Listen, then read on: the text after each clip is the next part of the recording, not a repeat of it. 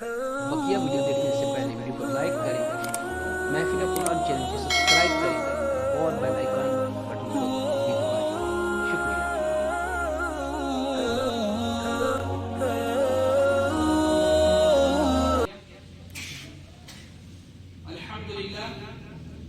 الحمدللہ رب العالمین والصلاة والسلام علی سید المرسلین وعلی آلہ وصحبہ اجمعین، اما بعد۔ عزیز طلبہ و طالبات، گزشتہ اسباق میں ہم نے فرشتوں کے سلسلے میں جانکاری حاصل کی تھی۔ آج کا جو ہمارا درس ہے وہ ہے آسمانی کتابوں کے سلسلے میں۔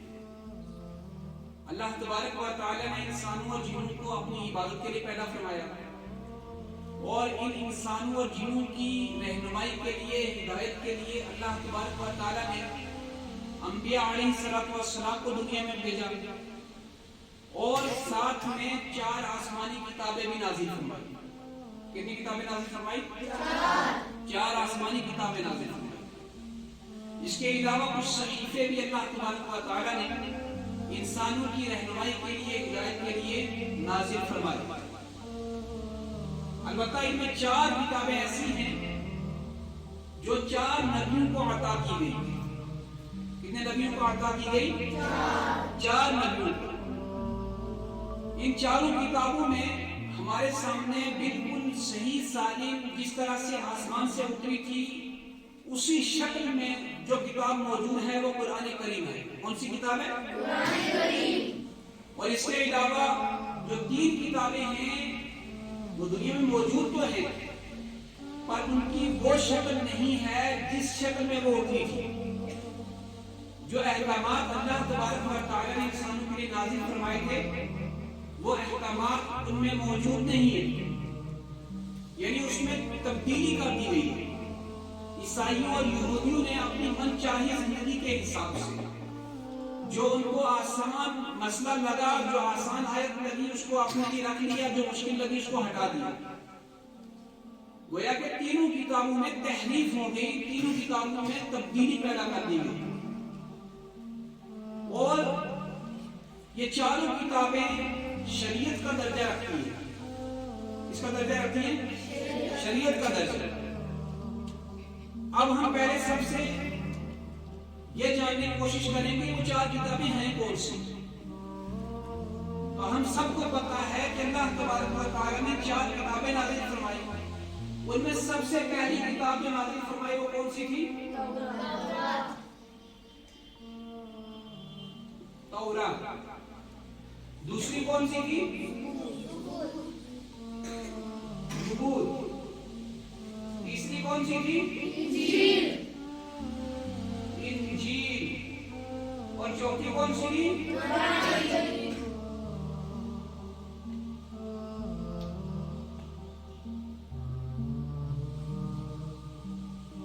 ان تینوں 4 کتابوں میں 3 کتابیں ایسی ہیں جن کے اندر تبدیلی کر دی گئی ہے اور ایک کتاب جو ہے وہ موجود ہے جس میں زبر، زیر، شد، مد کی بھی تبدیلی نہیں ہے، یعنی جس طرح سے پہلے دن نازل ہوئی تھی اسی طریقے سے آج بھی ہمارے سامنے موجود ہے۔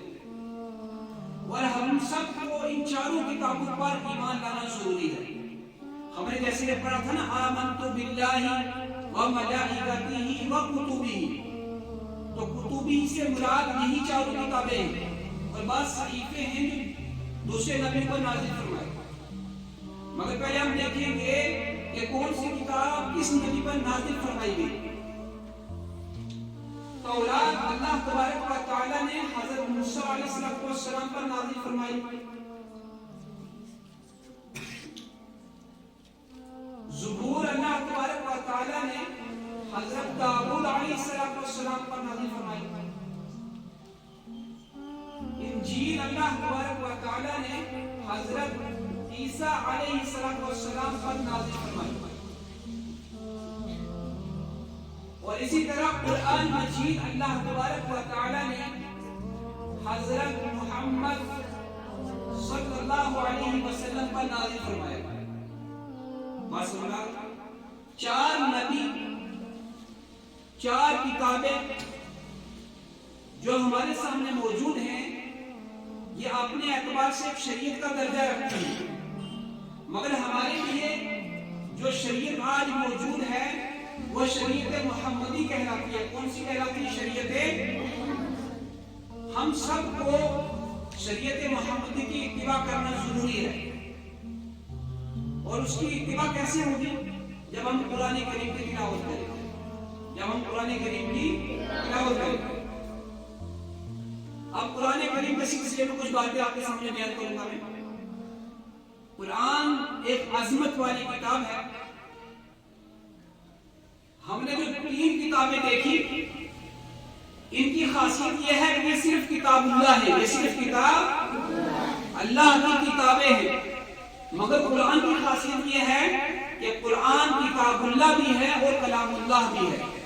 کتاب اللہ بھی ہے اور کلام اللہ بھی ہے۔ آپ نے سنا ہوگا نا، بہت سارے کہتے ہیں کلام اللہ لاؤ، کہتے ہیں نا، تو یہ 2 خاصیت کا حامل ہے کہ کلام اللہ کا نام بھی اس کے ساتھ جوڑا جاتا ہے اور کتاب اللہ کا۔